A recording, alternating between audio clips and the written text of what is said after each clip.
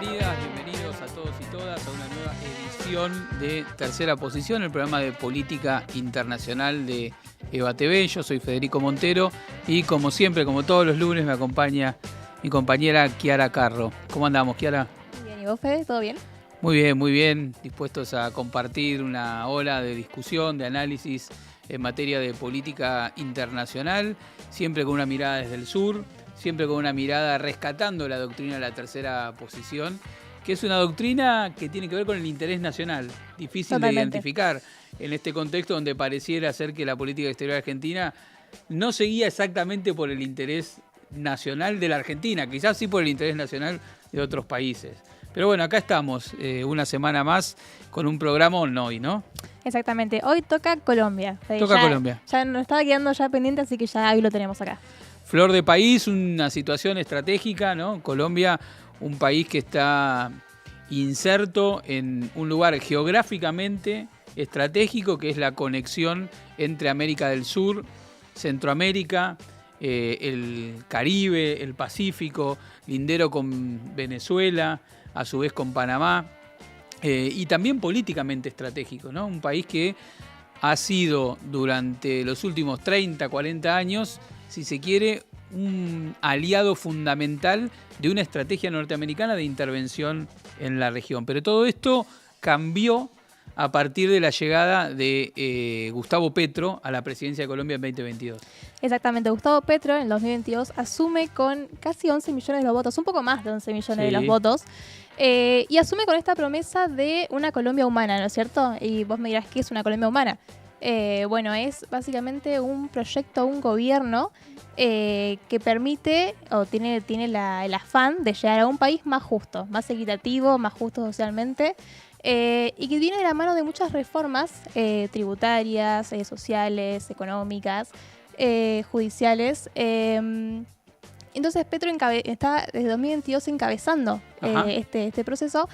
Y se encuentra con un panorama complicado, tanto por el avance de las nuevas derechas, las nuevas viejas derechas en la región, como por la oposición interna que tiene y también, obviamente, Estados Unidos ahí jugando en contra. Claro, hay que recordar las condiciones políticas en que llega Petro y un poco la historia reciente de Colombia, atravesada fundamentalmente por un conflicto interno, un conflicto bélico, donde se conformó una fuerza guerrillera, la FARC, que ocupan una parte importante del territorio, y la decisión del Estado colombiano de emprender una política de enfrentamiento militar contra esa guerrilla dentro de Colombia, a la luz de lo que fue el paradigma, sobre todo desde comienzos de los 80, con la llegada del presidente Donald Reagan a Estados Unidos, del paradigma de la llamada guerra contra las drogas. Eso permitió una intervención militar norteamericana con mucha presencia en Colombia, que pasó a ser como una especie de brazo armado de la política norteamericana hacia la región. Y si, digamos, uno tendría que decir cómo era la Colombia previa a la llegada de Petro, se basaba básicamente en esta doctrina de la llamada seguridad ciudadana, que consistía en la militarización del conflicto interno. Todo era leído a través de eso, una fuerte estigmatización de toda la izquierda, dentro de ellos el propio Petro, que había sido un militante de una de estas fuerzas guerrilleras, el M-19, luego pasó a la política colombiana, tuvo distintos cargos a lo largo de su carrera, el más importante siendo alcalde en su momento.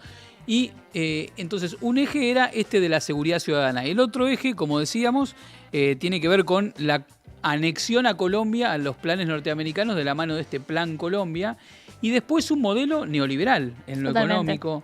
Y por eso lo que viene a romper Petro es estos tres elementos sobre los que se basaba la sociedad colombiana. Viene a cuestionar la doctrina de seguridad ciudadana, tratando de proponer como alternativa la paz, acuerdos de paz que habían comenzado con un presidente anterior, 2016, exactamente, que ahí el presidente no era Petro, era Santos, que era una expresión de la derecha colombiana que sin embargo vio la necesidad de romper con el ala más extrema de la derecha colombiana, que era el uribismo, para abrir ese proceso de paz. Bueno, y no la tiene nada fácil, no solo con el proceso de paz, sino con las reformas tan profundas que quiere hacer en lo social, en lo económico y en lo laboral. Justo ahora está tratando la reforma laboral por allá. Claro, se está tratando la reforma laboral y eso viene a demoler el otro pilar que sostenía Colombia, que era este modelo neoliberal. Vos sabés que cuando arrancó Petro, para poder ganar, primero tuvo que ir una segunda vuelta contra un personaje que hoy ya nadie se acuerda de él, que era una especie de Milei, pero un poco más viejo, que era Hernández. Era un personaje que se hizo famoso por TikTok y por sus diatribas, que le llamaban el viejo loco. Pero ante la crisis... Cualquier coincidencia con la realidad argentina. Exactamente. Ante la crisis de la derecha tradicional en Colombia, los sectores que querían frenar el avance de Petro le pusieron muchas fichas a este muchacho Hernández, que se hizo famoso por decir barrabasadas por las redes sociales y demás, y llegó a la segunda vuelta presidencial contra Petro. Pudo Petro construir una gran alianza que se llama el Pacto Histórico, que es una alianza entre los distintos grupos de izquierda en Colombia, del centro político, muchos movimientos sociales también. De ahí proviene, por ejemplo, su actual vicepresidenta, Francia Márquez, pero también movimientos campesinos y demás que intentan reivindicar el gran problema de fondo que tiene Colombia, que no es el narcotráfico, sino que es la gran concentración de la tierra. Y el narcotráfico, y en todo caso que los campesinos no tengan otra salida más que plantar coca, es una derivada de esa enorme concentración de la tierra. Bueno, juntó todas esas demandas populares y logró llegar al gobierno con una agenda de reformas que al principio fue acompañada por sectores del centro político, incluso algunos sectores de la derecha, pero cuando empezó a tocar ciertos intereses, como bien comentás vos, con la reforma laboral, con la reforma de salud, se le empezó a complicar.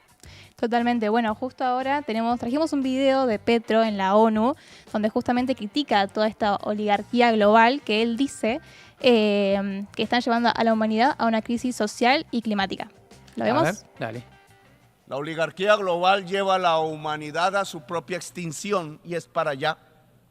Y la política le rinde pleitesía, abandonando por completo la idea de la libertad y del poder de los pueblos, la idea de la democracia. La pregunta que hay que hacer desde esta tribuna es si los pueblos lo permitirán. Ya no hay más tiempo. Los gobiernos son incapaces de detener la extinción de la vida. Hoy hay que escoger si es la vida o es la codicia, si es la humanidad o es el capital. No puedo más que decirle a los pueblos del mundo desde la voz débil de un país sin armas de destrucción masiva, sin dólares, pero hermoso por su diversidad natural y cultural, el país de la belleza y las mariposas de todos los colores, que ya no es la hora de los gobiernos, sino la hora de los pueblos. La hora de los pueblos, esa frase nos suena a nosotros desde Tercera Posición. Parece que no la robó. Se inspiró, vamos a decir así, se inspiró en el general Perón. Otro aspecto importante y que viene de la mano de esta intervención que él hace en la Asamblea de Naciones Unidas es que Petro se proyecta también como un líder regional con un mensaje sobre los problemas que ya van más allá de Colombia, que son los problemas de la agenda globales de este momento, muy identificado con la agenda latinoamericana y del sur global. En particular el tema de la ecología. Sí, toda la agenda climática. Está en el centro de su intervención, desde una mirada además no liberal, no una mirada de los pingüinos empetrolados, sino del problema político y económico que representa hoy un cierto modelo que ha determinado que la condición del problema ecológico es una condición social. Y eso es algo que vamos a retomar en la columna, porque hoy tenemos Factor Francisco. Exacto, te lo adelanto. volvió nuestro amigo Barassi. Volvió nuestro amigo Santiago Barassi. Y justamente esa dimensión social del problema ecológico está muy presente, no solamente en el discurso de Petro, como veíamos recién en la ONU, sino también en varias de las encíclicas del Papa Francisco, y un poco se citan mutuamente, a veces de manera explícita y a veces de manera implícita. Pero me interesa destacar que Petro se ha alzado como una voz frente a los grandes debates a nivel internacional sobre este tema. Y el otro gran tema sobre el que era un tabú, sobre el que ha puesto posición Petro, es la cuestión de las drogas. ¿Cómo combatir al narcotráfico? Y bueno, básicamente... Es un tema complicadísimo igual. Y sí, es un tema complicado donde él ha planteado que la matriz, el paradigma de la guerra contra las drogas en el sentido del enfrentamiento militar como se hacía en Colombia a quienes plantaban droga es insuficiente para poder erradicar el tema y que la erradicación del problema tiene que ver con la democratización del acceso a las tierras en Colombia por parte de los campesinos y ofrecerle otra salida productiva a esas tierras que no implique caer en las redes del narcotráfico. Es decir, enfocarlo desde otro lugar, desde otra perspectiva, un problema que se ha vuelto estructural no solamente en Colombia, que lo tuvo de manera adelantada en los 80, sino que hoy vemos cómo se expande a distintos países de nuestra región. Sí, totalmente. En ese caso las fronteras juegan un papel crucial. Pero ¿cómo estará yendo estos 2 años? Porque ya cumple 2 años, ¿o no, el gobierno de Petro? Efectivamente, son 2 años desde que fue electo en 2022. Y le quedan 2 más. Y le quedan 2 más donde la perspectiva es ver cuál es la continuidad del proceso político, de la mano de qué liderazgos. Algunos quieren fortalecer la figura de Petro. Hay una discusión interna también, pero lo cierto es que en estos 2 años, si se quiere, podemos distinguir 2 etapas. Una primera etapa donde Petro ganó con un consenso muy amplio, incluso, como te decía antes, de sectores del centro y de la centro-derecha, que querían dejar atrás a una expresión de la derecha, la expresión más violenta de la derecha colombiana, que es el uribismo. Todo por el anterior presidente Uribe, Álvaro Uribe, quien encarna la visión más de la mano dura, de reflotar este paradigma de la seguridad ciudadana, de reflotar la guerra contra las drogas y fundamentalmente de boicotear los acuerdos de paz que había una visión iniciado más punitivista. Claro, totalmente punitivista y aparte muy atenta a las necesidades del poder económico colombiano. Sí. Y muy asociado también a un sector de la política exterior norteamericana que es la que busca profundizar la intervención de tipo mano dura y militar sobre el problema de las drogas. Bueno, dejando afuera eso, en una primera etapa del gobierno de Petro, él pudo apalancarse en una alianza muy amplia de gobierno que le permitió avanzar en algunas reformas que no eran las reformas más candentes, las que afectaban mayores intereses. Después de ese proceso, hubo como un giro político en el gobierno de Petro y él empezó a movilizar a sus bases para apoyar algunas reformas que afectaban grandes intereses, fundamentalmente, como decíamos antes, la reforma de salud y la agenda de la reforma laboral que se está trabajando en estos días. Recordemos, Colombia es un país donde no pasó el peronismo, lo más parecido a Perón que tuvieron... Para su mala suerte. Sí, lamentablemente para los colombianos, lo más parecido que tuvieron a la figura de Perón fue Gaitán, Eliezer Gaitán. Claro, que fue asesinado. Que convivió durante los 50 una partecita con la parte final del gobierno de Perón y fue asesinado violentamente en Colombia, en lo que es una historia de violencia política en Colombia, donde cada vez que aparece un movimiento popular que se organiza, que tiene un liderazgo, aparece la violencia política física, donde exterminan no solamente a los líderes, sino a buena parte de la población. Entonces, no habiendo tenido la oportunidad de tener el peronismo como un movimiento que amplifica los derechos, garantiza derechos laborales, la cuestión del trabajo y la condición laboral hoy en Colombia es de enorme precariedad, como en la mayoría de los países latinoamericanos. Y ahí es donde puso justamente su eje en una de las reformas que tiene pendiente Petro para esta etapa. Che, ¿cuándo se trata la reforma laboral? Porque se está hablando ya. ¿Pero hay fecha de votación? Fecha clara no hay. Se viene trabajando en el Congreso ya hace bastante tiempo por parte de la bancada más ligada a Petro dentro de el pacto histórico. Pero bueno, hace falta construir los acuerdos necesarios para que eso salga. Y en esta segunda etapa del gobierno de Petro, que está más complicada, que está más exigido políticamente, también ha tenido distintos intentos de desestabilización. Incluso ha señalado Petro que han intentado realizar un golpe, o varias veces, en varias oportunidades, golpes de Estado contra su figura a través de la articulación de distintas operaciones de prensa, que se lo intenta ligar con la corrupción, se lo intenta ligar siempre con el narcotráfico, que es como la forma de demonizar al enemigo político en Colombia, ¿no? Sí, totalmente. Bueno, la violencia y el tema de la paz, alcanzar la paz, es un problema muy, muy presente todavía en la Colombia.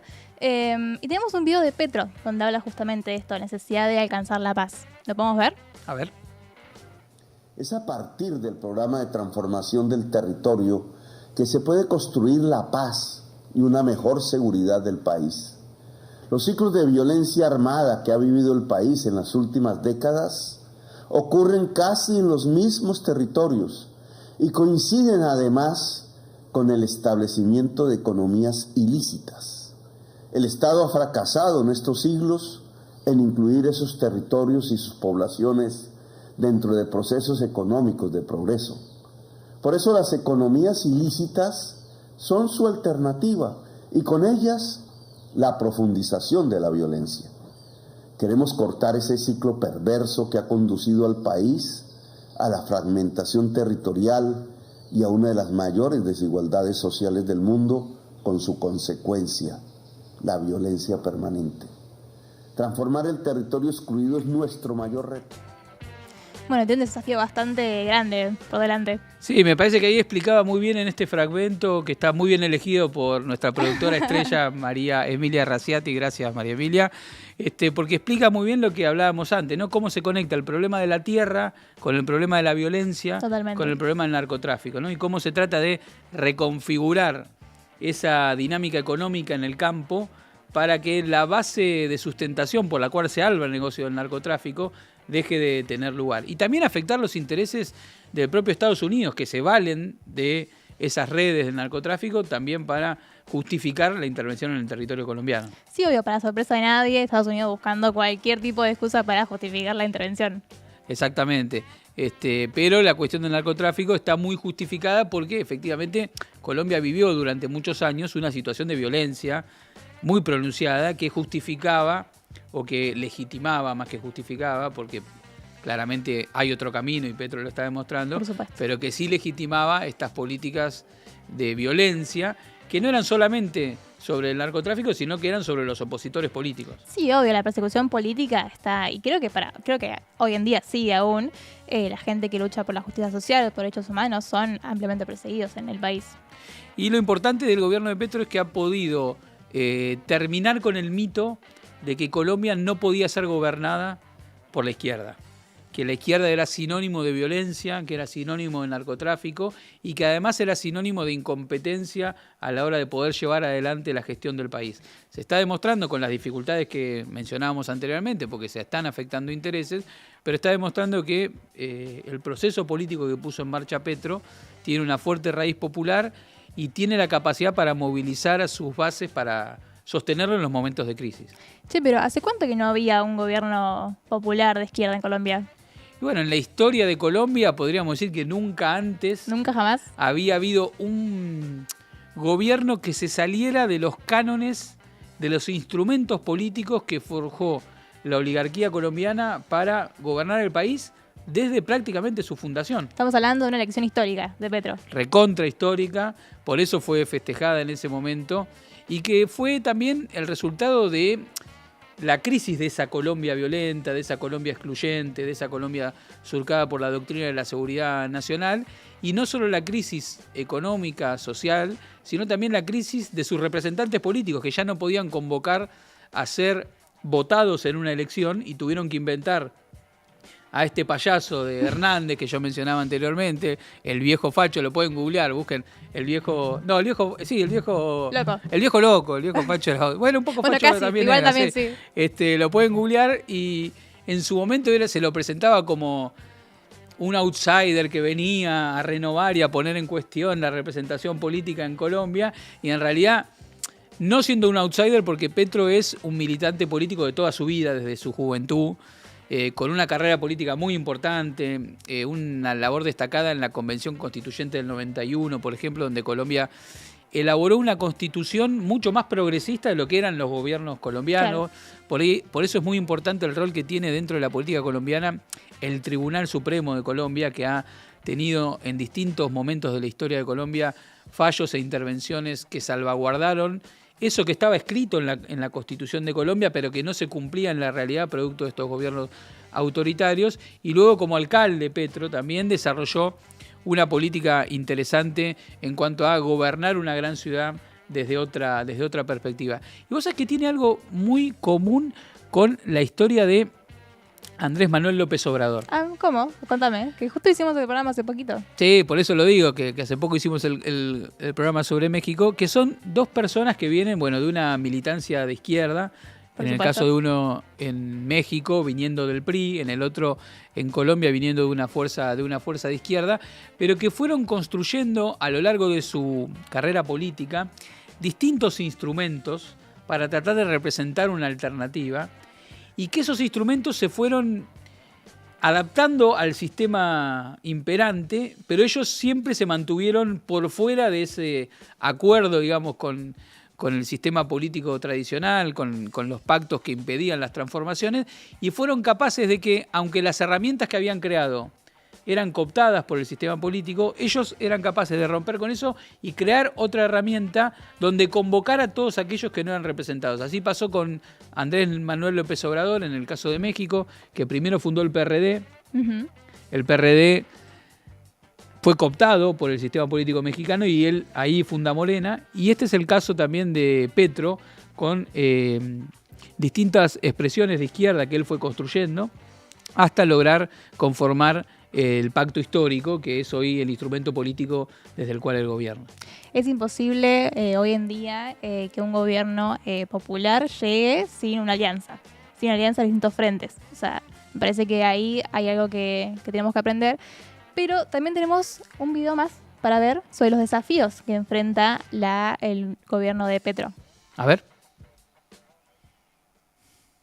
Bueno, yo creo que hemos tenido bastantes desafíos, pero también acciones muy importantes para las promesas de cambio y de transformación de este gobierno. El primer gobierno popular que llega a Colombia en cabeza de nuestro presidente Gustavo Petro y acompañado por quien les habla. Desafíos. El primer desafío es devolverle la dignidad a nuestro pueblo colombiano. Y eso pasa por la paz, por la justicia social. Así que este gobierno se ha enfocado en que todas las acciones van enfocadas a la justicia social. Y en eso hemos tenido avances importantes. Sí. Por ejemplo, en términos de la tierra. ¿Sí? Ayer estaba en el norte del Cauca entregándole unos predios de luchas históricas de la población campesina, afrocolombiana, de la población indígena que ya no estaba en ese departamento, muchas situaciones de conflicto y viviendo unas inequidades y desigualdades enormes. Así que hoy poder ir y decirle a la comunidad, aquí tienen tierra para que la cultiven, para que eso empiece a transformar la realidad de ese territorio, es muy importante. Bueno, robamos un fragmento a otro programa del canal de No, Conciencia no se Negra. lo robamos. Le mandamos un saludo. Hacemos un uso y le mandamos un abrazo a Fede Pita y a todo el equipo de Conciencia Negra por esta notable entrevista que le hizo nada más y nada menos que a Francia Márquez. Sí, totalmente. Y sintetiza muy bien ella justamente esto que hablábamos recién de los desafíos que está enfrentando el gobierno de Petro. Sí, aparte la figura de Francia Márquez también es muy simbólica y muy representativa de los sectores postergados en Colombia, su condición Totalmente. de mujer afrocolombiana, que forma parte de las grandes mayorías históricamente relegadas en la ruralidad, pero también en las ciudades colombianas, ha sabido marcar un símbolo muy importante en cuanto a lo que es la voluntad de darle voz a todos aquellos que durante la historia colombiana habían sido silenciados. Y sabes que también la condición de Francia como vicepresidenta surge de una interna que hicieron. Mira, al interior del pacto histórico para dirimir las candidaturas, similar a lo que aconteció en Uruguay, y claro, ahí podemos linkear con el programa programa que hicimos. Sí, con el programa pasado que hicimos sobre los hermanos orientales, porque ahí había que dirimir entre las distintas movimientos sociales y políticos que conformaban este pacto histórico que Petro convocó para construir la propuesta en la presidencia. Y bueno, fueron a una elección interna, el primero más votado fue Petro y la segunda más votada fue Francia Márquez, y por eso ella hoy es la vicepresidenta la vicepresidenta de Colombia. Francia Márquez, que tiene un vínculo bastante cercano con la Argentina, ha visitado, estuvo presente en nuestro país, siempre acompañada por nuestro amigo Fede Pita, y gran parte de la comunidad afroargentina, porque efectivamente la demanda de la visibilización de la cuestión de los afrodescendientes en distintos países de América Latina es un gran tema no resuelto y forma parte también de la agenda de los gobiernos populares, como el de Gustavo Petro. Sí, por supuesto, es un tema que muchos años ha sido relegado y ya era hora, ¿no?, de darle más visibilidad. Así que bueno, será otra lucha que le tocará dar al gobierno de Gustavo Petro. Sí, así es. Y en esto de discutir la cuestión climática, en esto de discutir la cuestión del cambio... Otro eje central. Otro eje central de lo que es el gobierno de Petro, él hace hincapié en que la cuestión climática no es una cuestión en sí, sino que se vincula nuevamente con el modelo económico, pero también con la pauta cultural de convivencia. ¿Cómo en términos?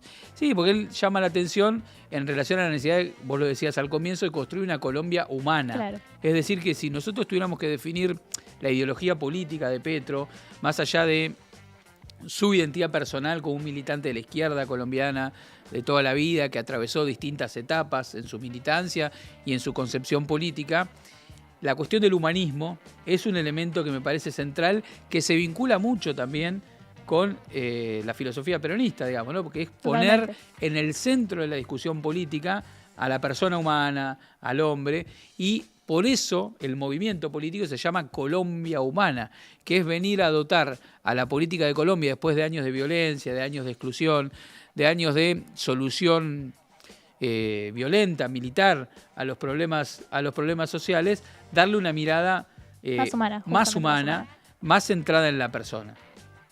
Así que también de la mano de eso es la reivindicación de lo que está llevando adelante Petro. Pero bueno, Ya hablamos mucho, me parece. Claro, para profundizar un poco más, vamos a conectarnos ahora en directo desde Colombia con María Fernanda Carrascal, quien es diputada por la coalición del Pacto Histórico, creadora de Ideas por Bogotá y del movimiento ciudadano El País Primero. Ella es militante y bueno, una activa partidaria de la causa popular en Colombia. Le dice Mafe, ¿te podemos decir Mafe? Por supuesto, claro que sí. ¿Qué tal? Claro, Bienvenida. me pueden llamar Mafe. Bienvenida, Mafe. Bienvenida bien. a Eva TV, a Tercera Posición, el programa de política internacional. Es un gusto poder contar con vos acá. Estábamos conversando sobre el significado político que tiene el proceso de cambio que pone en marcha el presidente Gustavo Petro en Colombia, junto con el conjunto de los movimientos sociales y políticos que lo acompañan, el rol de Francia Márquez. Te queríamos preguntar, para romper un poco el hielo, ¿cómo está Colombia ahora? ¿Qué se está discutiendo? ¿Cómo está la situación? Por supuesto, muchas gracias por la invitación. De verdad que es un gusto poder compartir con ustedes, particularmente por cómo está no solo nuestra situación en nuestro país, sino por cómo está en el suyo, al cual acompaño de verdad no solamente como militante, sino como amiga, como tengo familia allá. Mi hermano vive hace casi 20 años en Argentina, tengo un sobrino de allá y familia política allá, así que además de compañeros de lucha, también tengo familia y me duele tanto lo que está pasando allá. Eso es lo primero, saludarles, agradecerles por el espacio para que podamos compartir experiencias. En Colombia estamos viviendo la mitad del periodo presidencial. Llevamos 2 años en el gobierno, llevamos 2 años en el Congreso de la República, donde no tenemos mayorías, pero sí tenemos una representación significativa respecto a lo que en tiempos pasados han tenido los sectores progresistas, democráticos y de izquierdas en este país. Nosotros somos un país, digamos, ampliamente sumido en una estructura neoliberal que fue implantada con la apertura económica a inicios de los años 90, y esto de alguna manera estructuró todo el modelo productivo y el modelo laboral que hoy nos estamos cuestionando, y que por primera vez en 30 años, en un poco más de 30 años, este país está cuestionando. Este país está cuestionando sobre lo fundamental que es el trabajo, sobre la vejez, las pensiones en la vejez, sobre la salud, y esas son 3 de las reformas que tenemos, apenas 3, porque son varias las reformas que este gobierno le ha apostado sacar adelante, no solamente a través del Congreso de la República, sino también a través de la ejecución de políticas públicas como gobierno que es. Entonces, contándoles eso, perdóname. No, adelante. Sí, contándoles eso, les digo también que estamos en una situación muy compleja, donde vemos un golpe blando, como se ha venido gestando desde nuestros inicios, desde que empezamos el gobierno, un gobierno que es históricamente progresista y popular. Nosotros no llegamos a esas olas de progresismo que sí llegó Argentina, las que sí llegó Argentina y otros países de América Latina en su momento, y que veíamos con mucho nostalgia y con mucha admiración desde los procesos sociales de base en países como el mío, que sí vivieron dictaduras, pero no dictaduras, digamos, de manera directa, ni dictaduras militares, pero que sí hubo de alguna manera persecución a las bases, hubo exterminio, literalmente exterminio de los movimientos sociales, de los sindicalistas, una cultura antisindical que todavía persiste en Colombia, y persecución a los estudiantes, entre otras, y no permitieron que avanzara el progreso social, digamos. Mafe, Entonces, antes de avanzar con el tema de la reforma laboral, que te queríamos preguntar especialmente porque vos la estás impulsando, te quería preguntar por el tema de la paz, que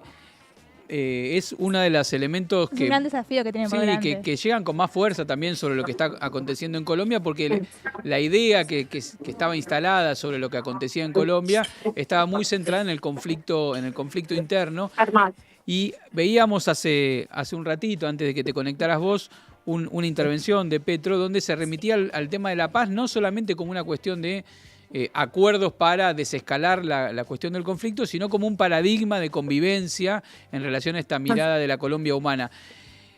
¿Esto ha calado hondo en la gente o todavía quedan resabios de la mirada más violenta, más centrada en el paradigma de lo que era la seguridad ciudadana?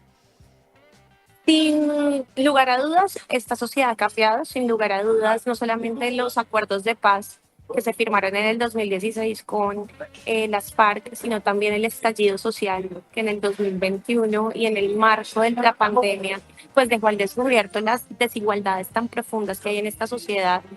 Sin lugar a dudas, todo eso ha movilizado conciencia, se ha movilizado la gente no solamente hacia las calles, que igual pues esto desde nuestros procesos siempre ha sido histórico, sin embargo esto sí que movilizó más gente hacia las calles y por tanto a las urnas, y es digamos, la causa que lleva al pacto histórico no solamente a las urnas, sino a ganar y a llegar al gobierno. Es una coalición, el pacto histórico, en donde está varios partidos de izquierdas, entre esos mi partido, que es el partido del presidente Gustavo Petro, que es la Colombia Humana. Entonces, sin duda alguna, esta sociedad es una sociedad distinta, más reflexiva, más intolerante con la desigualdad. Y justamente esa pandemia, como les decía hace un momento, mostró la desigualdad tan profunda, y nos empujó realmente a hablar sobre lo fundamental. Los jóvenes y las jóvenes que salieron en ese estallido social lo hicieron justamente, disculpen, esto se descuadró. Nos dimos vuelta un poquito. Sí, los jóvenes y las jóvenes que salieron en ese estallido social lo hicieron justamente porque no encontraban alternativas ni de educación ni alternativas laborales dignas, decentes y reales que les permitieran mejorar su calidad de vida, sostenerse si quieren. Entonces, esta es una sociedad menos tolerante con esa situación, ¿no?, de inequidad. Bien. Sin embargo, no podemos ser, digamos, taparnos los ojos.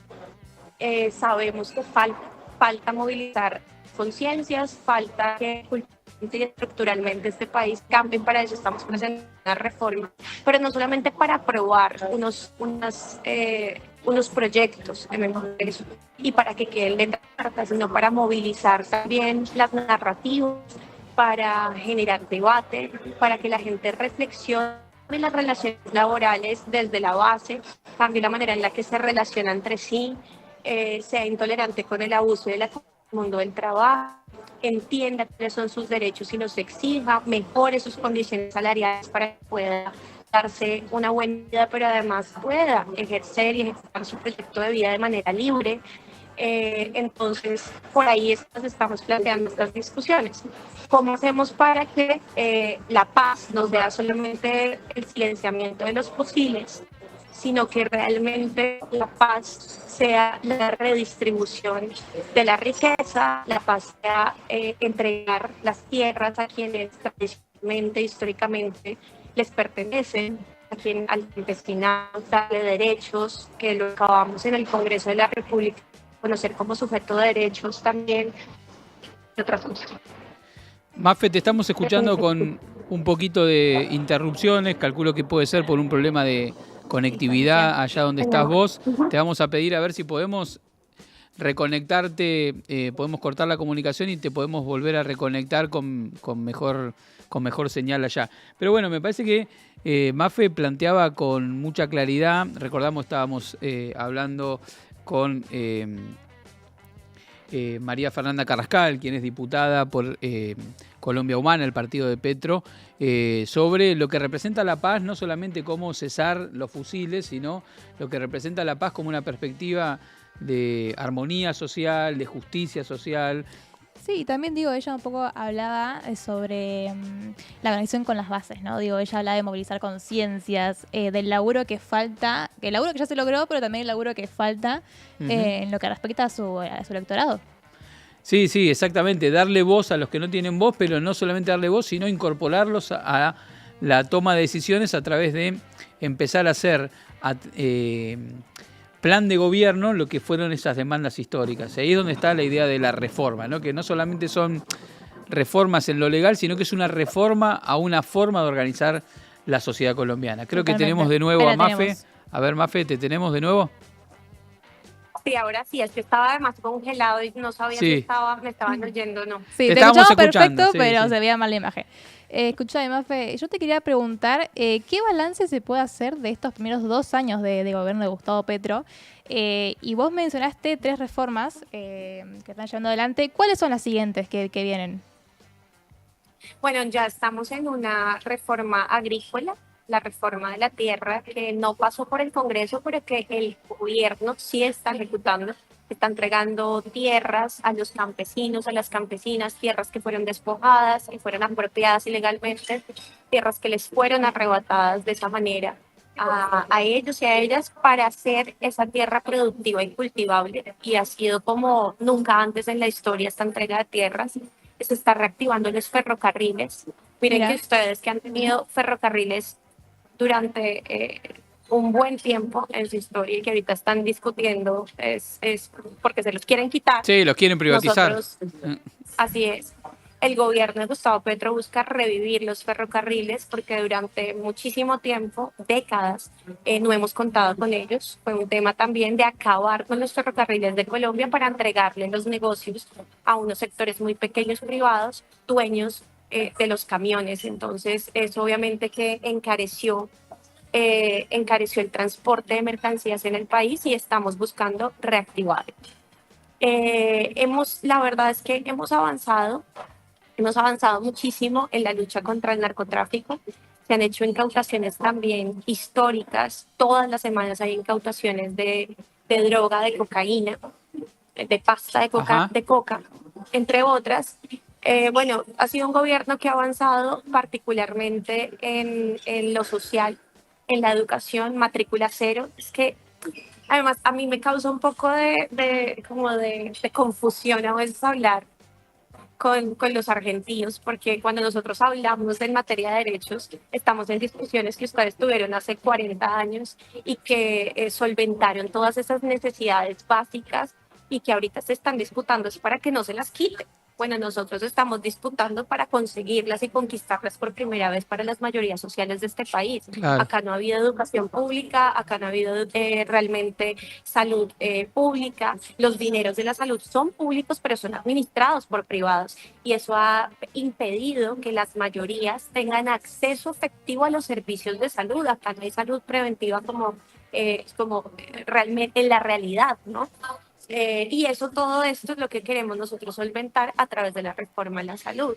En materia de pensiones, hay 3 millones de viejos, de ancianos hoy que están en edad de pensionarse y no pueden recibir una pensión. Por eso acabamos de hacer una reforma pensional que ya aprobamos en el Congreso de la República, que es muy interesante porque pone presente un pilar solidario para las personas que no tienen posibilidad o no han tenido posibilidad de cotizar de manera sostenida en su vida justamente por la inestabilidad laboral.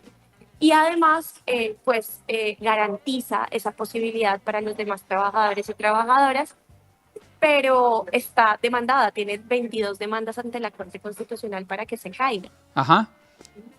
Mafe, ¿y qué nos puedes decir de la reforma laboral que vos estás impulsando, como para ir cerrando?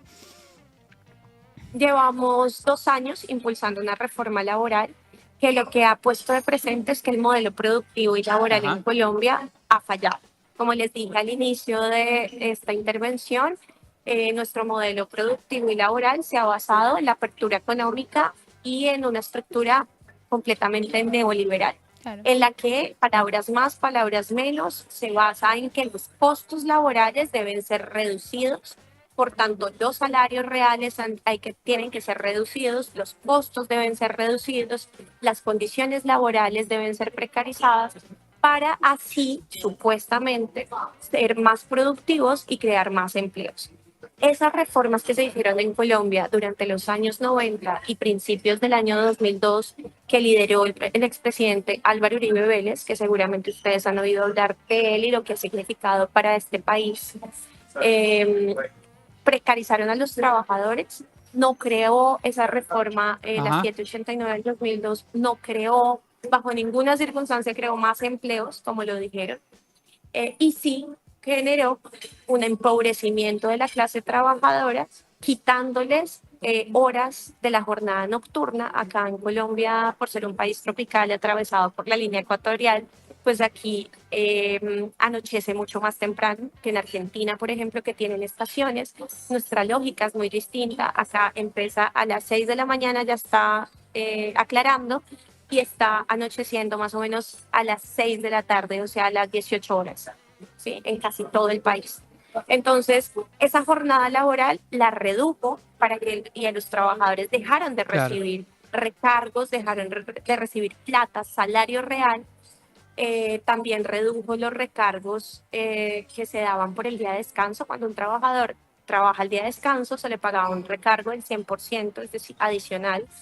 Y desde esa forma, hace 22 años, se les paga el 75%. Entonces, redujo salarialmente las condiciones de los trabajadores, de las trabajadoras, pero además también hizo algo gravísimo, y es decirle a los trabajadores que eran perezosos. Lo dijo literalmente, que los trabajadores colombianos eran perezosos, que había que recortar la jornada de sueño, que había que recortar las vacaciones, y le redujo una cantidad de posibilidades que le permitían a los trabajadores y trabajadoras no solamente recibir más dinero, sino también congeniar su vida laboral con su vida familiar y descansar, que es algo fundamental e importantísimo para la productividad de los trabajadores y de las trabajadoras.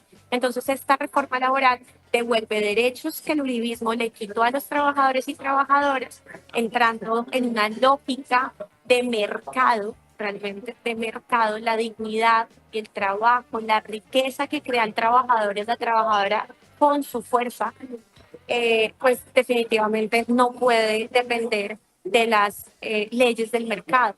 Claro.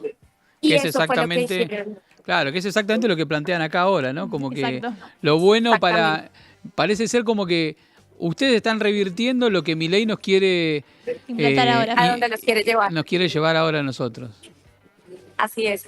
Nosotros buscamos a través de esta forma responder justamente a las altas tasas de informalidad que ese modelo nos llevó. al cual ese modelo nos llevó. Nuestra informalidad roza el 60% y siempre se ha mantenido así, entre un 50, un 60% durante las últimas décadas.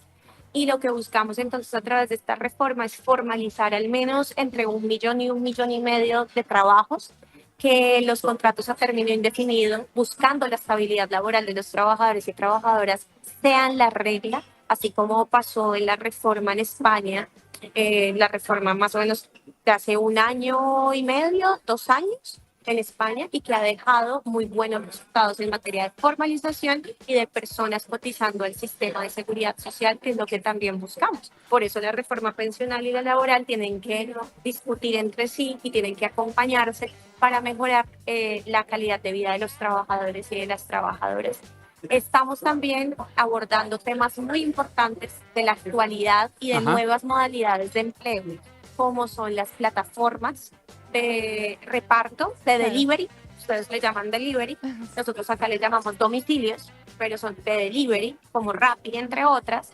Hicimos un acuerdo histórico entre el gobierno y estas plataformas para que haya un reconocimiento no solamente de los riesgos profesionales de estos trabajadores y trabajadoras que están desprotegidos, sino también el reconocimiento de la seguridad social, salud y pensiones para estos trabajadores. Estamos hablando en esta reforma de la transición energética, porque Colombia, con el presidente Petro, ha sido líder en la discusión actual. De hecho, estamos llevando a cabo la COP16 en Cali, Colombia.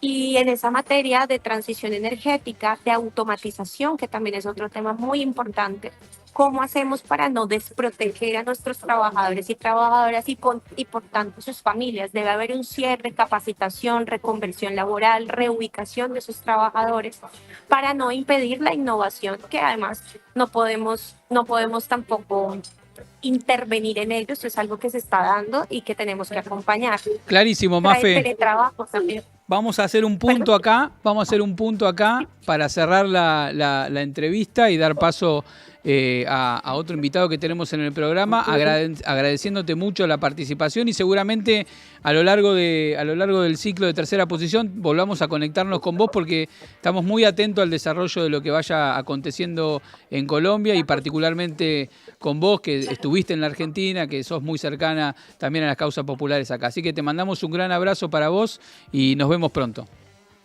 Les mando un gran abrazo, gracias por estos espacios y mucha fuerza y resistencia para lo que viene. Saben que los acompañamos como proyecto político y también desde el corazón. Un abrazo. Muchas gracias. Bueno, era María Fernanda Carrascal, diputada de Colombia, comentando un poquito sobre la agenda que tiene allá Petro. Y si hablamos de Colombia, hay que decir que en la semana pasada aconteció allá un evento global muy importante, que es la Cumbre por la Biodiversidad, la llamada COP, ¿no? Que se reunió primero en 2016 y que tuvo continuidad. Y para hablar de eso, hoy tenemos a nuestro amigo, a nuestro compañero Santiago Barassi, para hacer una sección de Factor Francisco vinculado con el tema de la ecología integral. Está muy bien, está muy bien. Bueno, ¿cómo están? Gracias siempre por la invitación. Sí, una movida grande, la de Colombia, y en ese sentido nos parecía importante poder y aprovechar este contexto para plantear uno de los ejes que tiene el Magisterio de Francisco, que es una mirada para una ecología integral, sobre todo una respuesta a la crisis socioecológica, porque si hay algo que Francisco incorporó en su encíclica Laudato Si, que es la encíclica y el documento vaticano más citado de la historia, porque tuvo una recepción muy fuerte también en el mundo científico, no solo hacia adentro de la iglesia, sino que tuvo un gran impacto. De hecho, cuando Francisco la publica en 2015, el 24 de mayo del 2015, lo hace porque se venía la cumbre de París, que fue como el gran momento donde se venía a discutir todo esto. Y por eso ha sido quizás incluso más recepcionada en el mundo académico, en el mundo de la política internacional, de las discusiones, y nos parecía que era el momento para poder hacer este aporte en la columna. Claro, porque para la audiencia que quizás no lo leyó, es un documento que no discute para dentro de la iglesia, sino que ofrece un marco de inteligibilidad de la crisis en sus distintas dimensiones que hoy atraviesa la humanidad, tomando como punto de partida la cuestión ecológica, pero mirando la cuestión ecológica como una cuestión social, ¿no? Bueno, esa fue, de algún modo, la gran operación que hace Francisco sobre la cumbre de París, de decir, no podemos permitir que la discusión por el cuidado del medio ambiente se autonomice de la discusión más profunda, que es una discusión económica, de modelo de desarrollo, porque hay siempre como esa tendencia que muchas veces, incluso dentro de la lógica sectorial de las ONG, de mirar o ponderar la preservación por afuera del desarrollo de los pueblos. Y entonces Francisco lo que hace, retomando también una tradición de América Latina y de su teología de la liberación, Leonardo Boff, el brasilero, es quizás el que más cruzó esas dos dimensiones, es decir, grito de la tierra y grito de los pobres. Separar esas dos cosas es también de algún modo hacer como una operación liberal, por decirlo, sobre la agenda verde que muchas veces se dice. Entonces, Laudato Si lo que hace es, planteándolo desde el magisterio de la Iglesia, o sea, con toda la potencia que tiene la voz del Vaticano para las discusiones globales, lo hace en un momento muy específico y desde entonces se ha transformado en un eje vector de todos los planteos. Y bueno, las discusiones en la COP, en las cumbres que ha habido el año pasado, en diciembre tenía que viajar a Dubái, también en el marco de una discusión de esta agenda, no pudo hacerlo por tema de salud, pero siempre es muy contundente, al punto que, por ejemplo, el documento que mandó a Dubái Francisco planteaba la necesidad de analizar esto que se habla de la condonación de deuda o equiparar deuda económica con pasivo ambiental o con activo ambiental que tienen el sur global. Y esas cosas están en los documentos de Francisco y lo toma y obviamente que genera siempre discusión. Y Santiago, ¿qué otros disparadores así, de los más importantes, tiene ese documento, aparte obviamente de este factor económico que acabas de mencionar?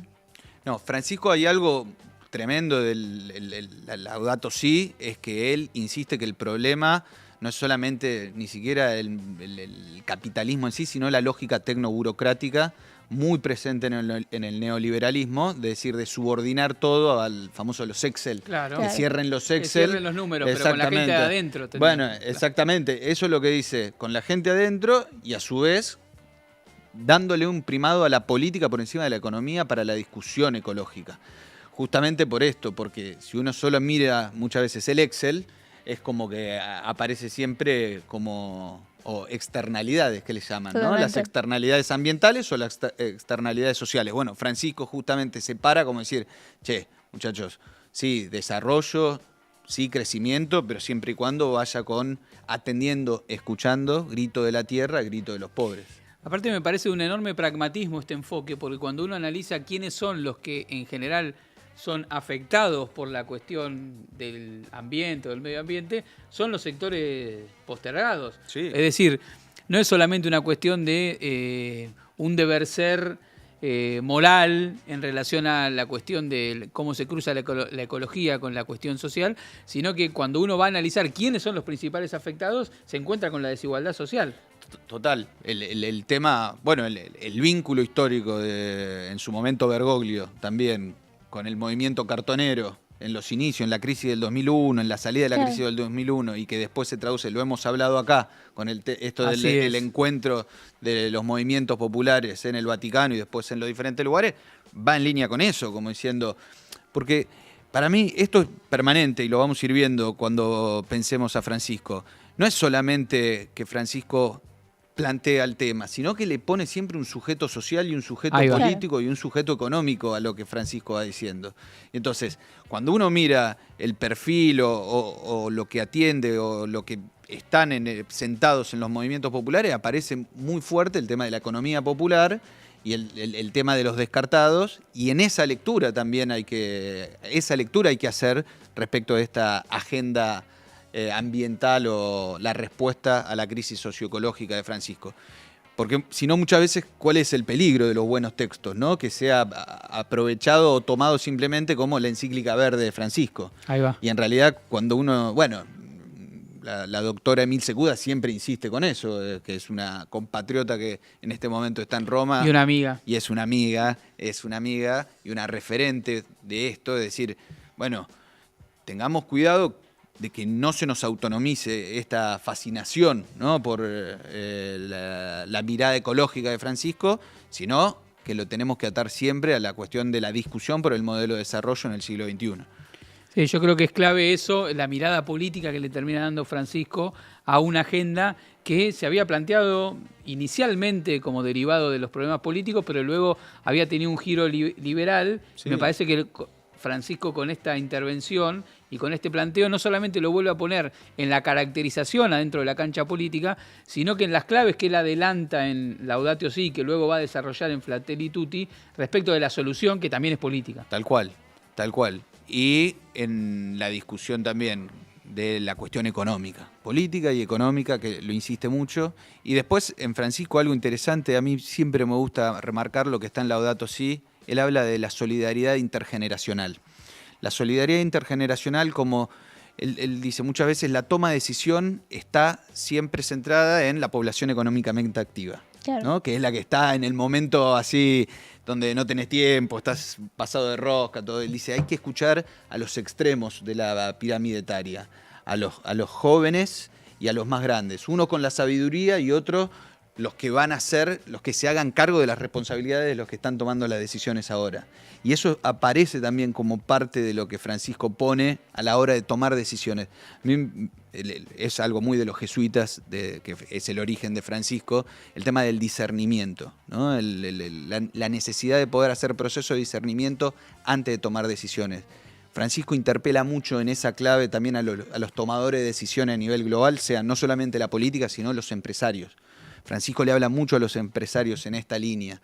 Y él justamente lo que dice es, a la hora de tomar decisiones tienen que pensando en la sabiduría de los que estuvieron antes, que la ven en una larga duración, pero sobre todo en quiénes son aquellos que se van a o sufrir o van a tener la posibilidad de ampliar sus expectativas de lo que se puede hacer, que son las próximas generaciones. Entonces, los que están tomando decisiones ahora tienen que escuchar a los que estuvieron antes y pensar en los que vienen después. Eso en el tema ecológico, en la agenda ambiental, en la crisis socioambiental, es fundamental. Bueno, me parece que es un cierre redondo de la columna de Santiago Grassi y Factor Francisco acá en tercera posición. Se nos fue nuevamente el programa, les agradecemos a todos los que están ahí. Nos vemos el próximo lunes a las 20 por EVA TV.